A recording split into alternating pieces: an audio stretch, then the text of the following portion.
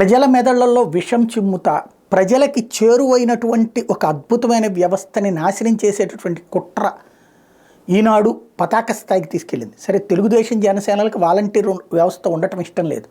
ఎందుకు అంటే వాలంటీర్ వ్యవస్థ అనేటువంటి దాని ద్వారా జగన్ ప్రభుత్వానికి మంచి పేరు వచ్చింది.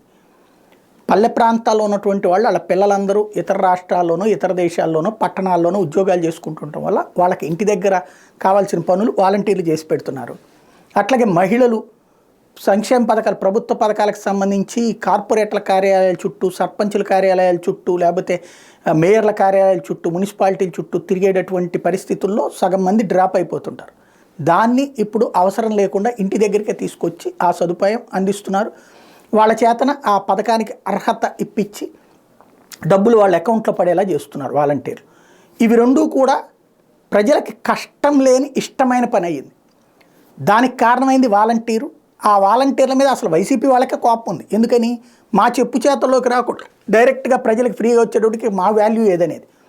అలాంటి వాలంటీర్ వ్యవస్థ మీద ఇవాళ ఒక హాఫ్ పేజీ కాలం రాసుకొచ్చింది. ఎలాంటి దుర్మార్గపు విషయం చిమ్మిందంటే, పైకి వాళ్ళు స్వచ్ఛంద వాలంటీర్లు, గౌరవవేతనంతో పనిచేసేవాళ్ళు, ప్రజలకు సేవలు అందించాల్సిన వారు. కానీ చేస్తున్న జగనన్న సేవ, ప్రజలపై అడుగడుగునా నిఘా, వాడవాడల వైకాపా రాజకీయాలకు తోడు నీడ, ప్రజా ప్రయోజనం పేరిట దిగిన అన్నజనం, ప్రభుత్వం సొమ్ముతో ఏర్పాటైన ప్రైవేట్ సైన్యం. మీ ఇంటికి ఎవరొచ్చినా, మీరు ఎటైనా వెళ్ళినా, సరదాకు మీ ఇంటి వాకిట్లోనో సరుకులని కొట్లోనో రాజకీయంగా ఏదైనా నోరు జారినా వేగుల్లో పట్టేస్తారు, వైకాపాకి చేరవేస్తారు. ఇంటి వద్దకే ప్రభుత్వ సేవలని తేనెపూసి కంటికి కనిపించిన గూఢచర్యం చేసి ఆంధ్రుల జీవితాలను అబద్ధంలోకి నెట్టిన గనుడు జగనుడు. ఇంతకంటే నీచమైనటువంటి జర్నలిజం మరేమీ ఉండదేమో.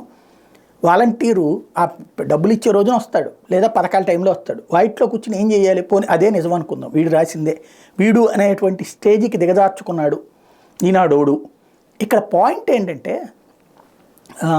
వాలంటీరు అట్లాగా ఒక పార్టీ కోసం పనిచేసి వేరే పార్టీలోళ్ళు ఈ పార్టీకి వ్యతిరేకంగా మాట్లాడితే ఆపేయాలి కదా వాళ్ళ గురించి. మరి తెలుగుదేశం వాళ్ళకి ఎట్లొచ్చినాయి పెన్షన్లు, సంక్షేమ పథకాలు, ఇళ్ళు? జనసేన వాళ్ళకి ఎట్లొచ్చినాయి? కమ్యూనిస్టులకు ఎట్లొచ్చినాయి? కాంగ్రెస్ వాళ్ళకి ఎట్లొచ్చినాయి?